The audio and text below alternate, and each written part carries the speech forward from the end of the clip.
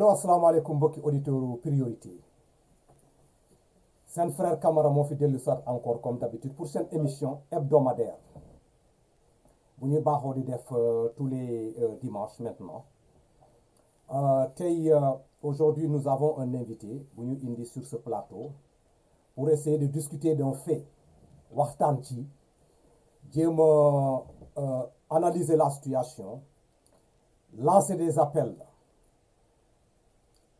pour essayer au moins d'apporter une contribution par rapport à la situation qui se passe au niveau du Sénégal. Situation boobu lan la c'est le truc là quoi, l'abus des forêts de la Casamance, particulièrement la coupe du bois bu nekk foofu boo xamee ne depuis le temps de Yaya Jammeh ce sont des situations qui se trouvaient ici et sérieusement parlé quand Yaya Jammeh a quitté on s'est dit que bon peut-être c'est une situation qui peut changer avec le changement de régime là, avec la venue de Yaya Jammeh, de l'autre là, Adama Barrow. Mais malheureusement, on s'est rendu compte que dafa mel ni comment dirais-je là, le nouveau président bu fa toog dans son régime là, la coupe là dafa gën a intensifié malgré tous les efforts yoo xamee ne les Sénégalais ñu ngi koy def pour protéger la forêt, mais nag on voit des situations yoo xamee ne on ne peut pas expliquer. Temps yi dama am la chance là ma gis benn journal boo xamee ne sunu benn frère boo xamee ne dafa am benn site mu publier ko foofu moom mooy Atlantic Actu. Ma dugg ci article yooyu ma lire muy décrire exactement là pendant ces derniers temps là ce qui se passe dans cette sous-région là avec la coupe du bois. Ma jël le soin aujourd'hui ma ne il faut ma am ce frère là ñu toog ñu waxtaan ak moom parce que idée yu ma fay wax ak information yu ma fa génnee tout Sénégalais bu ko dégloo da nga war a toog nga poser wu des questions sur ce sujet là. Le frère là mu ngi ci ligne bi aujourd'hui on va parler du ma nekk dugg dans le truc là pour présenter ce monsieur là pour ngeen xam kan la danaa ko jox le soin moom mi ci boppam mu taxaw mu expliquer leen en tant que fils sénégalais jaar-jaaram quoi et son intérêt mu porter sur cette région-là, particulièrement dans les choses yoo xamee ne comme coupe du bois bu nekk dans la sous-région là, pourquoi mu ci taxaw muy insister pour essayer de mener un combat pour loolu mun a arrêter. Il est là avec nous sur le plateau. Danaa nekk naa fi encore sur le plateau avec l'autre frère Mamadou Konaté kooku c'est pas un étranger qui bi nan la tuddat là dans le panel là vous le connaissez.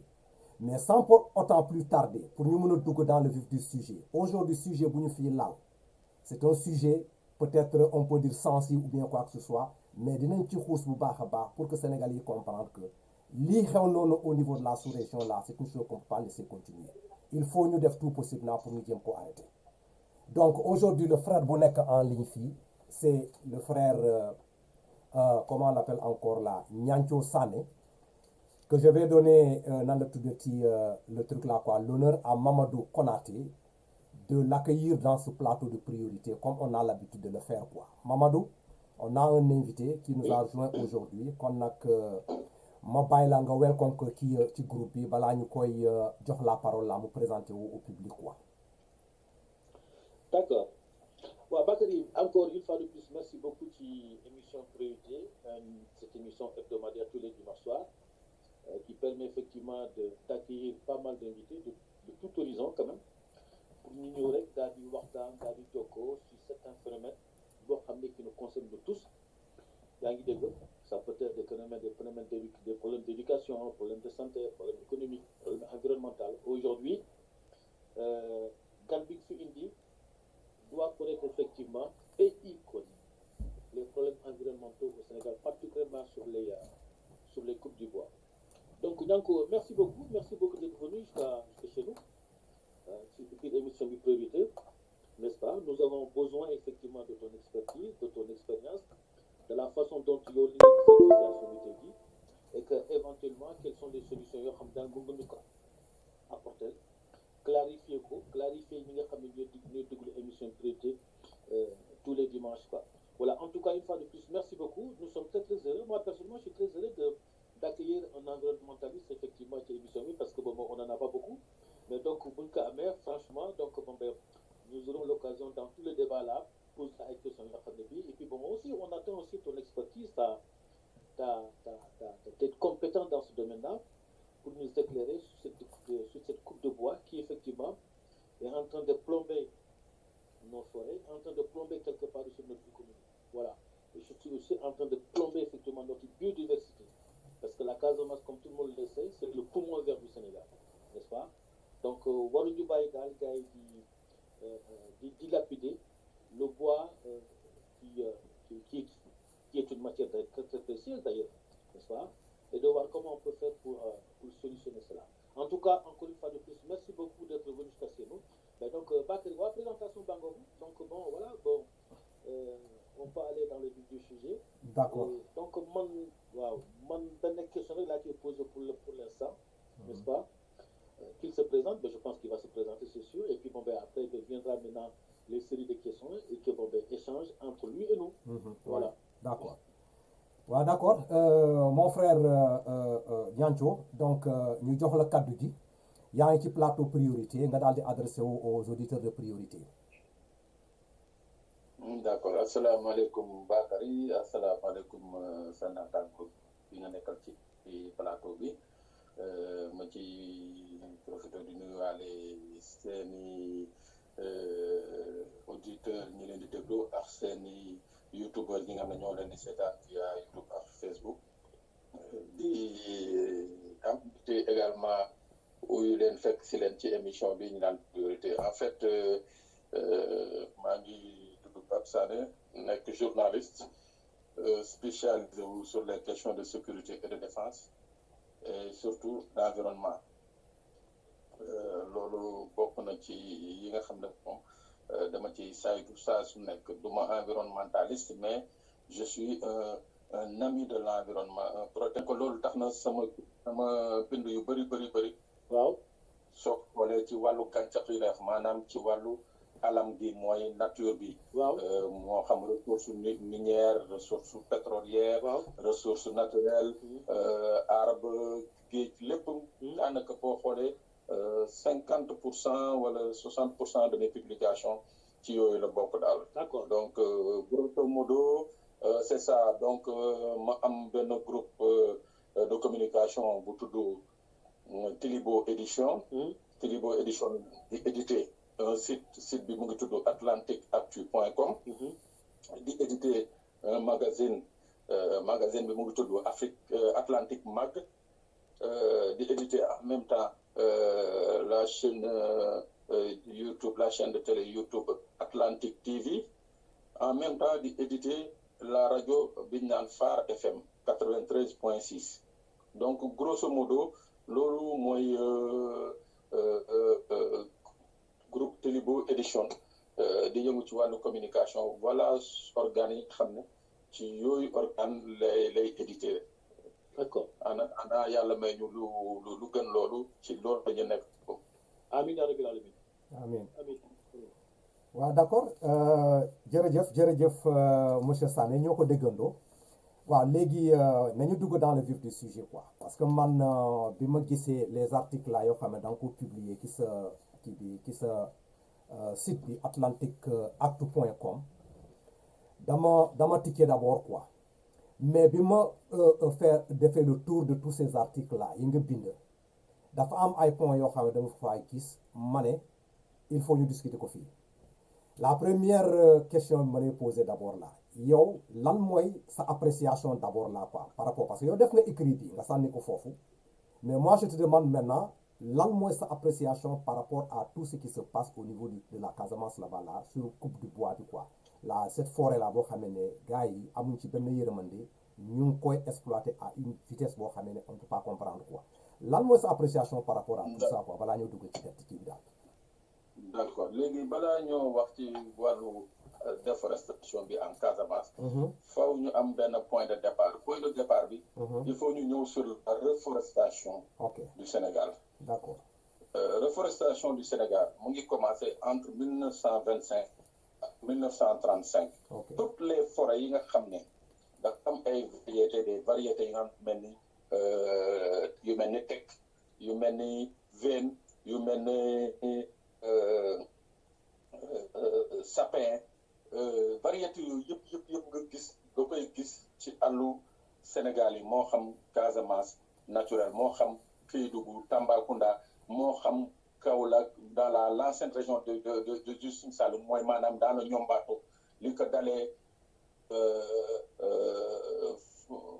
kii nu mu tudd li ko dalee Kaolack uti ba Kaaran jàll Toubacouta Sokone Paoskoto Dramé Escale et tout loolu yëpp ci Niombato bi la bokk boo xoolee loolu yëpp toutes ces forêts là ak forêts yi nga xam ne ñoo nekk actuellement Casamance yooyu yëpp ci projet de reforestation bi nga xam ne moo démarré woon de 1925 à 1936 boobu la le colonisateur ñëw dugal genre espèces yooyu variétés yooyu ci àllu Sénégal yi donc voilà le principe bi nga xam ne lu mu mayoon SICA li ñu des forêts bureau des forêts de l'administration coloniale les premières forêts classées ñu ngi ko commencé décider fii au Sénégal en 1939 en ce moment on était juste au début de la deuxième guerre mondiale boobu la administration coloniale commencé di classer les forêts dañuy liggéey au bout de 10 ans di jëmbat di saxal garab yi ba garab yi taxaw ñu commencé boobu nañu commencé di créer ce qu'on appelle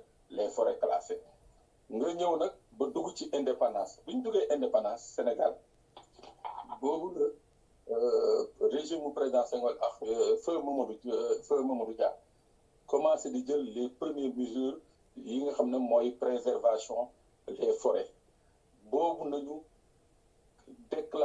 classifier waat les forêts joxaat leen encore benn densité ak benn pouvoir bi nga xam ne ba ci créer li ñuy wax ba boo ci jamono maanaam les bois villageois yooyu ñibbi mooy maanaam forêt yooyu villageois yi loolu bokkoon na ci politique Sénégal indépendant c'est-à-dire mooy 1960 ba jëm 1970 71 72 ba 75 nos forêts étaient encore intactes bi ñu duggee nag génn ci 75 bi nag jëm 1980 départ Senghor boobu nañu njëkk commencé un peu une percée au niveau des forêts du Saloum nañu njëkk commencé di yàq gàncax gi foofu boo ko xoolee les premiers charbonniers mooy faanaam ñi nga xam ne ñoo doon dagg bant yi di ko def këriñ foofu nañu commencé au Sénégal foofu nañu commencé charbonnage bi di ko produire à quantité industrielle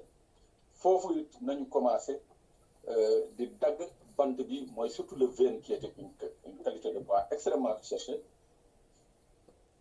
foofu commencé aussi di dagg vène bi di ko jaay donc noonu la déforestation àllu Sénégal yi commencé jógee foofu dans le Niombato uti li ñu naan Tambacounda Kédougou jógee foofu nag dugg dans la naturelle Casamance à la région naturelle de la Casamance boo xool ba nekk léegi ñetti pàcc nekk ñetti région mooy Ziguinchor Sédhiou Kolda nga xool tey jii Kolda bi nga xam ne moo gënoon sës ci Tambacounda bi ñu paree ci àllu Tamba la région de Tambacounda Kolda nañu njëkk attaqué Kolda ba daanaka Kolda la fëtt set ci àll bëreetul ci jamono yooyu daal di toog nag affaire bi commencé nekk un business ni mu nekkee un business mooy que dañu remarqué à partir des années 2000 ni que boobu la dëkk bu mel ni Gambie nañu seetlu commencé am une importance am place bu muy occupé dans ce qu'on appelle le trafic de bois mënuñu ko woon wooyee trafic parce que ñu ci bëri ci ñun dañ jàppoon ni que Gambie ni mu sësu Casamance même climat même densité même forêt amoon na garab yi nga xam ne mën na ko bay muy dagg loolu di ko jaay en fait ndeke ne boobu Gambie dagguñu boobu Casamance ñu ngi ndeke bi ñuy daggee Kolda ba Kolda guerre boobu nañ ñëw nag daal di nag commencé di dugg dans ce qu'on appelle les forêts du Fogni yooyu boo ko xoolee mooy bande frontalière bi nga xam ne moo gën a rëy foofu la comme trafic bi na commencé jël vraiment de l'ampleur ñuy dagg di jaay ba ay ONG yi nga xam ne ñu ngi doon mesurer affaire boobu benn moment juste avant la chute de Diamé boobu nañu commencé lancer les premières alertes mais boobu fekk na ni que le mal était déjà fait. Waaw. Le mal était déjà fait. Pratiquement ca jamono yooyu on pouvait dire que le un tiers des forêts yi nga xam ne ñoo nekkoon dans le Fogni mooy Fogni Gambie Fogni Sénégal compris le un tiers des forêts a presque disparu. Loolu fa la constat bi commencé mais li gën a yéeme te li ñu gën a seetlu accentuation bi ñu ngi ko seetlu après le départ de Yaya Jammeh. C'est après le départ de Yaya Jammeh nañuy soog a gis vraiment le danger, la gravité justement de ce trafic-là. Parce que avec le départ de Yaya Jammeh, on avait dit que c'était fini. C'était fini dans la mesure où tey jii Gambie ak Sénégal am nañ jàmm day mosuñu jóge ci jàmm lañ nekkoon mais peut-être que njiitu réewu Gambie ak njiitu réewu Sénégal tey am nañu jàmm déggoo nañu foogoo nañ rek boobu affaire bi dana tàkk. Et mu gën a garab mooy côté bi nga xam ne foofu la trafic bi gën a dansé mooy ce qu'on appelle dans le Fogni mooy côté Fogni Jarol mooy Kanilaay mooy dëkk yooyu yëpp uti dans le Sindian côté Sénégal ñu seetlu ni que armée sénégalaise dafa taxaw les militaires sénégalais dañ fa taxaw boobu depuis la chute de Jammeh en 2017 ECOMIG dafa am accord bi nga xam ne daf ko signé état gambien Sénégal am accord bi nga xam ne daf ko signé état gambien loolu moo permettre soldats sénégalais yi ñu positionner leen dans cette zone là parce que on avait pensé que c'était une zone bi nga xam ne avec les événements qui se passent en Casamance c'était une zone bi nga xam ne qui était sous la coupe des rebelles.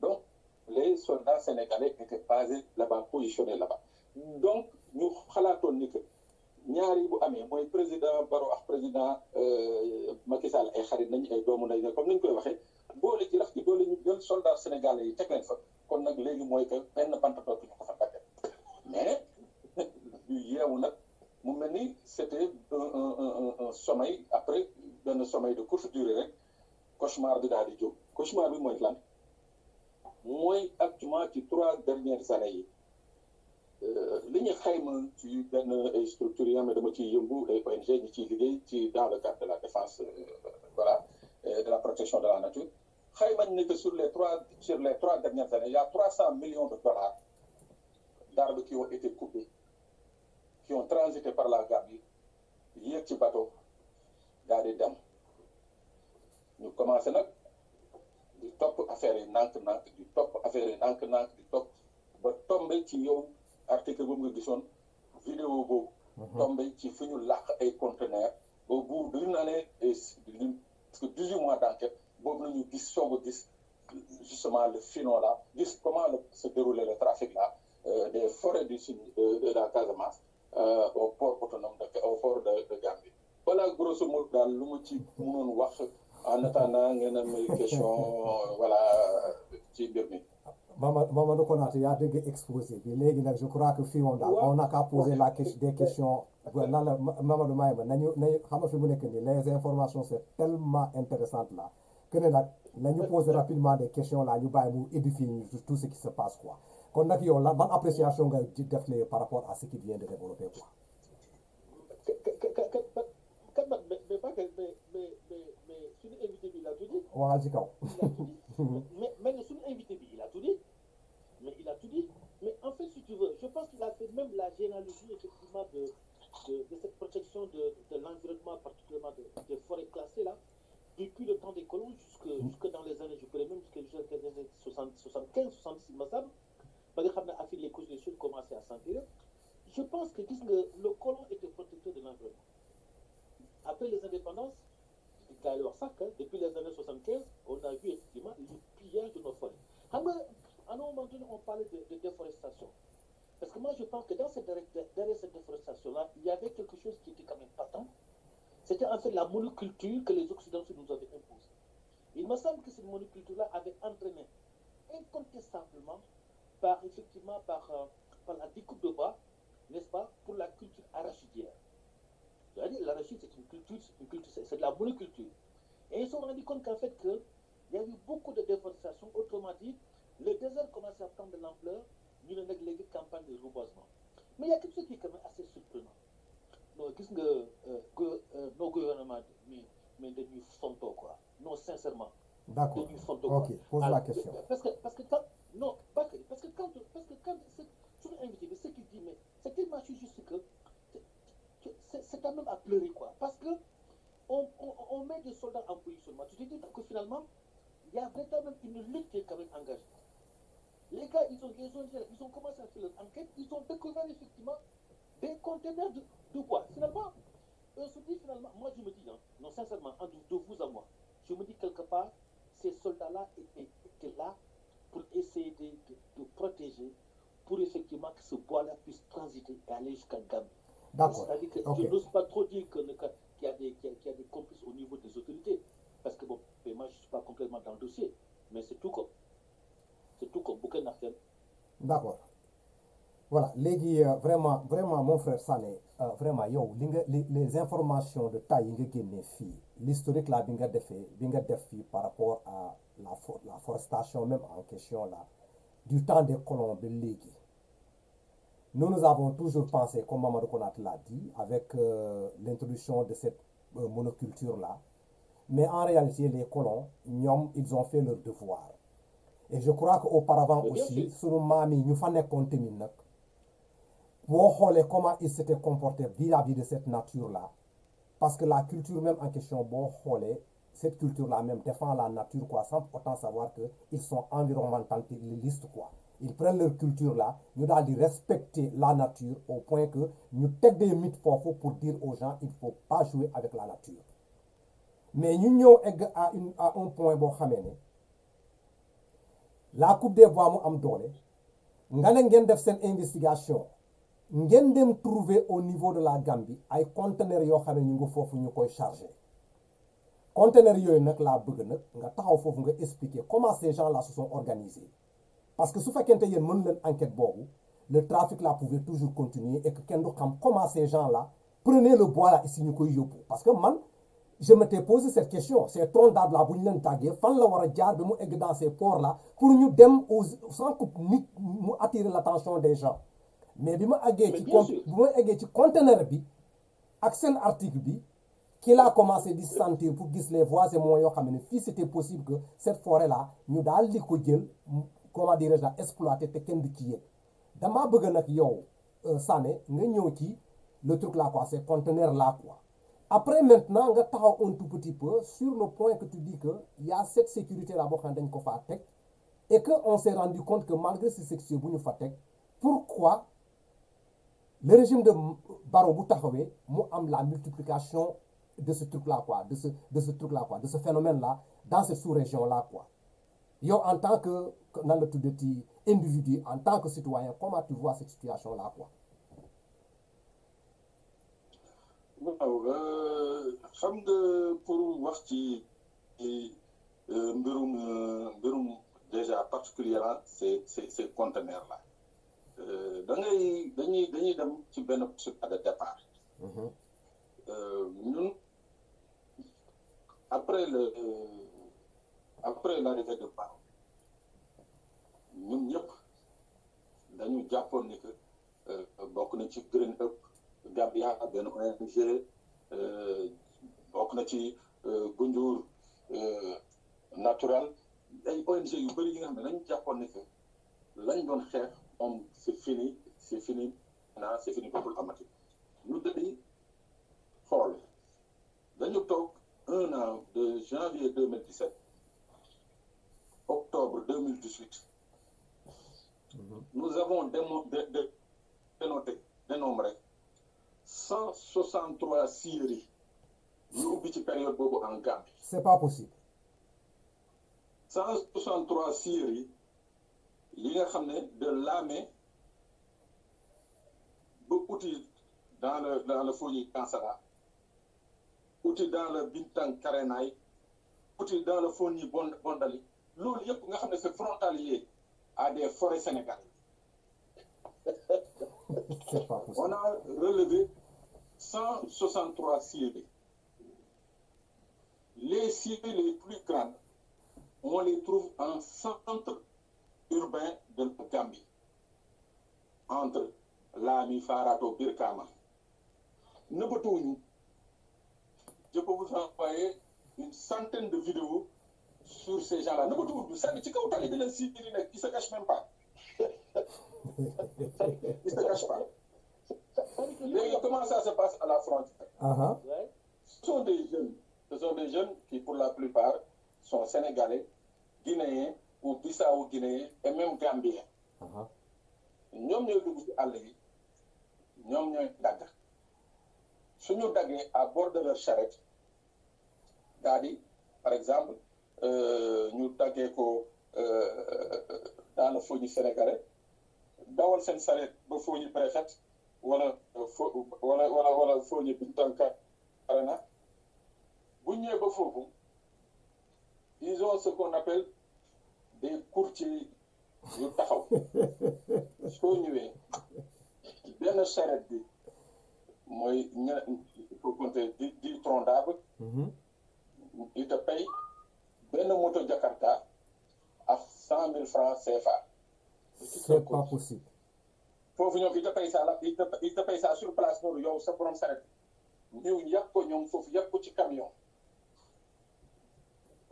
camion romb police romb gendarmerie romb armée romb custom yi ñëw ba Birkama wala Farato wala Lami wàccee ko fa amul nëbbatu c'est-à-dire yaa même boo ñëwee te amu foofu nga gis chinois yi ak indien yi sièr yi nii dafa mel ni New York nii par exemple boutique yi rangaloon yi fii pakistanais yi fii libanais yi fii ainsi de suite varié noonu lañu rangaloo c'est-à-dire puis amul bët xaw ni camion yi ñëw dugg ñu dugg si yi génnaat delluwaat dem liggéey mais tu te rends bu mel ni Gambie bi nga xam ne soo xoolee ces forêts soo xoolee les forêts Gambie ma ne les forêts gambiennes ne font pas 300 mètres carrés. Les forêts gambiennes propres à la Gambie. Mais xam nga Camara li gën a metti Konaté lan moo gën a metti ci mbir mi. Oui. Est-ce que xam nga ni Gambie mbindeef sañu fa laal branche garab mbindeef sañu ko fa dagg. li wax ni est-ce que xam nga ni ba tey jii 2021 amul benn Gambien bu fa mun a fuuru këriñ xam nga ñoom këriñ traditionnel mooy maanaam damay defar këriñ pour man sama bopp. waaw. pour sama kër mais defar këriñ pour jaay amul tey jii ba tey jii 2021 amul benn Gambien bu ko seet. C'est pas possible. non dama ne la amul benn Gambien bu sañ ni ma la wax loolu. waaw mais Sané maintenant yow comment tu expliques cette situation là quoi lan moo nekk ci biir quoi. Il y a des complices, Bakary, ne cherche pas. Mais non, maa ngi ñëw rek. Problème bi mooy. C'est pas possible. Il y a deux façons de voir les choses. Oui. Ou bien Gambien yi ñoo ñu gën a bëgg seen dëkk. waaw. ou bien ñoo leen gën a bañ suñu dëkk. Ah oui.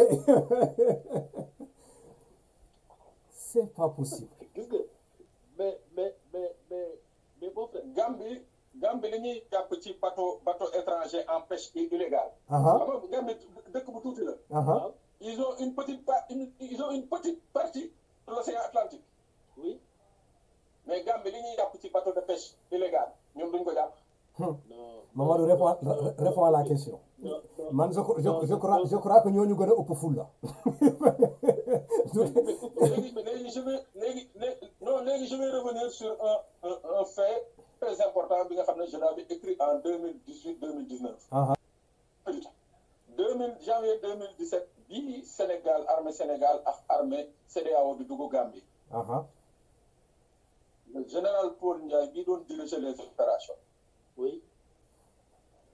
Il avait saisi 2680 troncs d'arbres. 2680 troncs d'arbres. Troncs d'arbres. Le saisir au niveau de Birkama et de Farato. C'est pas possible. 72 heures après le départ de Diamé. Tu te rends compte? ñu jël bant yooyu ñëw exposé ko à Diouloulou, à la sous-préfecture de Diouloulou. dama ne c'était en 2017 hein. Oui, c'était en 2017. Oui, c'est en 2017 li ngay wax nii. En 2018 ma doon def une enquête sur le trafic de bois. waaw ñu jox ma piste boobu ma remonté ba Diouloulou. Quand je suis arrivé à Diouloulou, j'ai trouvé que 60 troncs d'arbres. C'est pas possible. Sur les 2680, j'ai trouvé que 60 troncs d'arbres.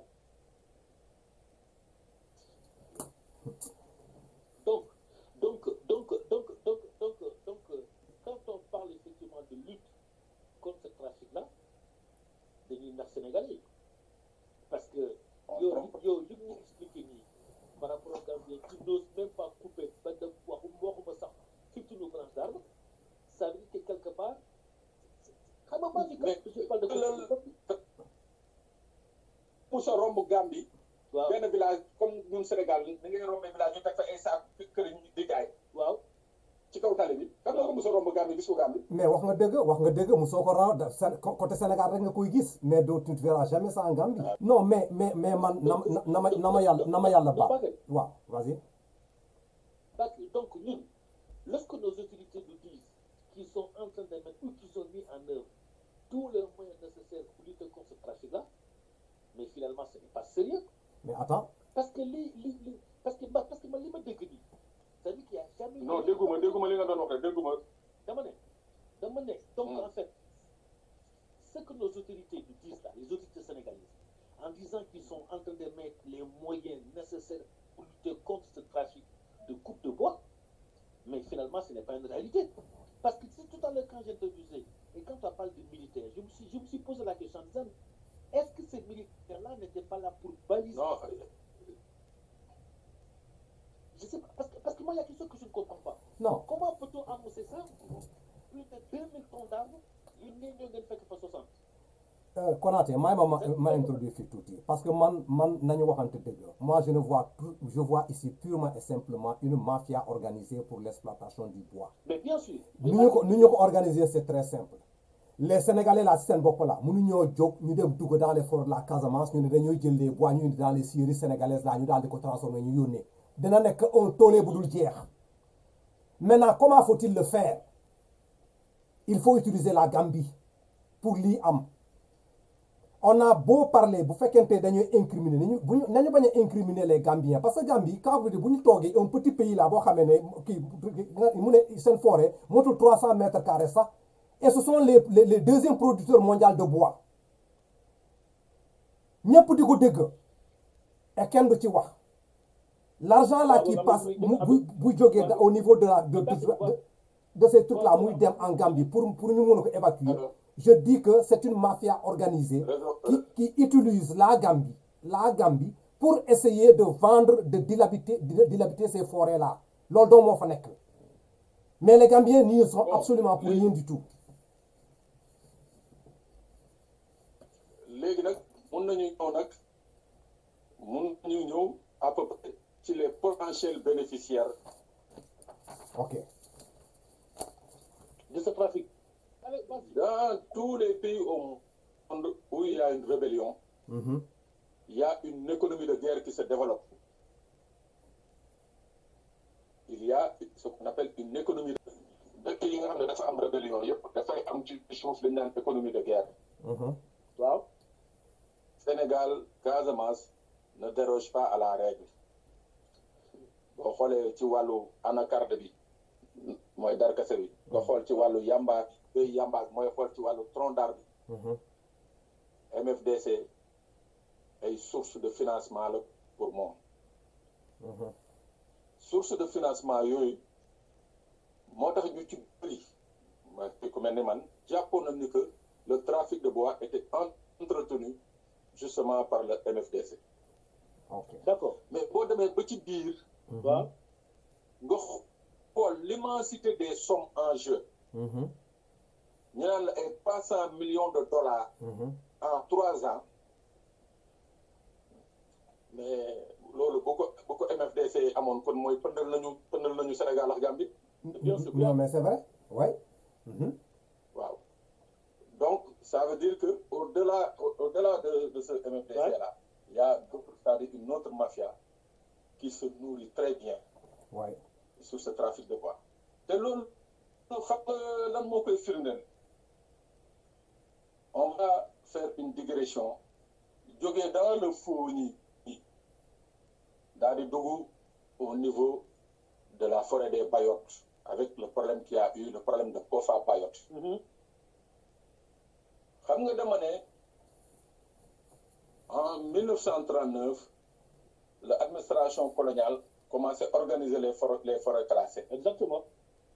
daal di instaurer les bois villageois jox responsabilité yi aux villageois. soo demee Kofa Bayotte les villageois yi nga xam ne ñoo doon surveiller la forêt là ba problème bi am. seen maam yi ñoo nekkoon foofu ak l'administration coloniale. d'accord seen maam yi ñoo fa nekkoon ak l'administration coloniale. seen papa yi nekk fa ak l'administration ba ñoom ñu ñëw nekk fa tey jii di surveiller les forêts. ouais. boo jëlee xam nga tey jii pour ne pas se voiler la face. oui. nit ku dëkk Kofa Bayotte du mën a nangu moom culture bi mu am culture environnement protection de la nature. waaw ba pare mooy benn ñaar mooy tere bi ñu koy teree laal garab yi. waaw. dégg nga sa culture ouais. tere bi ñu koy teree laal garab yi. mooy loi Sénégal. ay nit yu jógee beneen dëkk di ñëw di dugg ci àll boobu di ko dagg di yóbbu di jaay teg du dara du leen ci fekk. am na lu xaw ne ko. ah ouais. loolu mooy li ñu wax mafia boobu boo jëlee problème mu Kofa Bayotte gis nga ñi jàpp noonu mort de ces 14 jeunes tués dans la forêt. ouais. waaw. ñooñu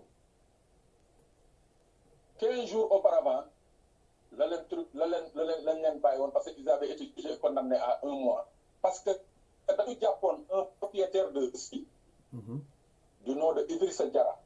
waaw. moom moo doon yónni booy yi ñuy daggi bant. tu te rends compte. donc bii mu defee loolu ils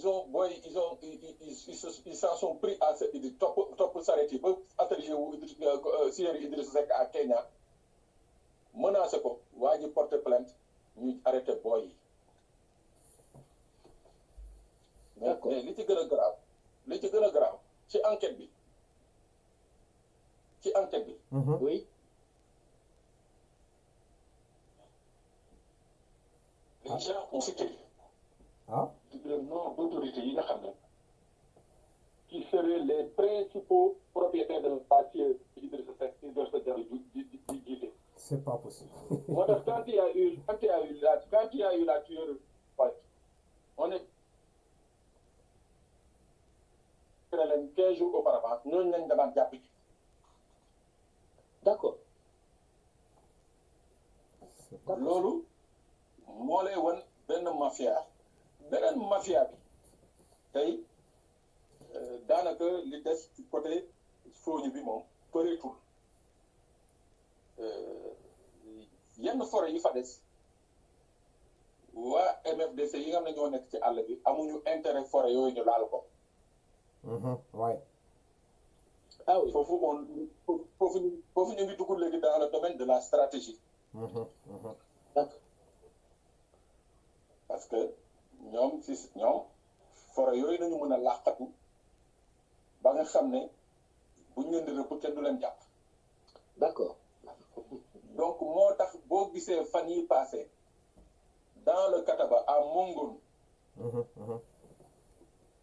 des éléments de Mongoul avaient arrêté des gens des eaux et forêts parce que ñun dañu ñëw ci àll bi ak ay booy yu tegoon tronc d'arbre. donc ça am un très problème ba finalement en vocation de nation libéré ci voiture la tey jii bu dee MFDC dañ doon doxal te am nañ ci responsabilité. waaw mooy que tey jii am nañu encore benn responsabilité mooy lan mooy sauvegarder ces forêts là. Effectivement, oui. D'accord, ouais. Ouais. Là, on va beaucoup plus clair. Ouais. Là, on va beaucoup plus clair. léegi nag ñu ñëw ci point bi nga xam ne nag moom lañ foofu la nit ñi war a kaas. mooy nan la ñu mënee relation yi ñu boole ñu nag Gambie ni ñu mel suñu président mbokk ni mu mel nag président ak Gambie. waaw. Allô? Dans le signe mooy dans le Sénégalais mais pratiquement les jeunes n'ont aucune autre occupation. Ouais. Que aller cultiver des champs ou bien aller couper. Parce que waaw d'accord yaa kii Sané ta tontu waaw si waaw li nga wax vers la fin là mooy waaw mooy loolu mooy tey il faudra une nouvelle responsabilité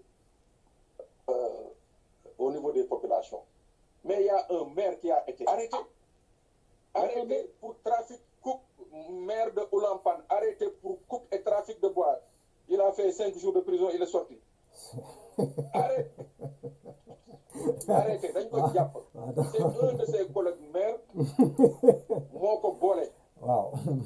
On l'a arrêté parce que il est du pouvoir, il a fait 5 jours de prison ñu bàyyi ko. bàyyi ko mu dem waaw mais justement waaw d'accord Mamadou attends voilà donc gars yi xam nga lan la bon on est tenu par le temps.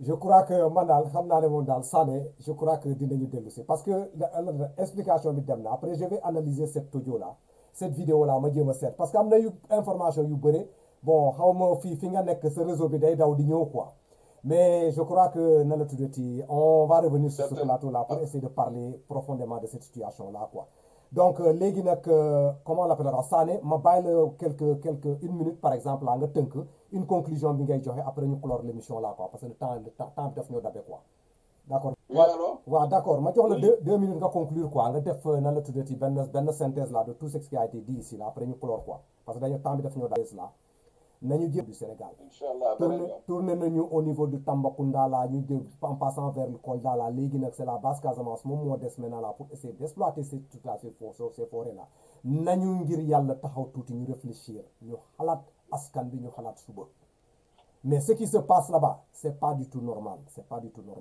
kon nag gars yi fii la ñuy yem ak yéen tey boo leen dégloo émission yi ku nekk apprécier l'émission à sa manière là mu jéem a seet exactement ban na la tuddati sensibilisation lay indi dans ce domaine bien précis à son niveau là fu mu nekk pour essayer d'éveiller les consciences quoi donc kon nag monsieur Sané et monsieur Konaté maa leen di remercier ci na la tuddee la ci émission bi ngeen indi fii aujourd'hui dans le plateau de priorité quoi kon nag jërëjëf ñu def ko à la prochaine waaw jaajëf waay merci allo gàncax gi lay laal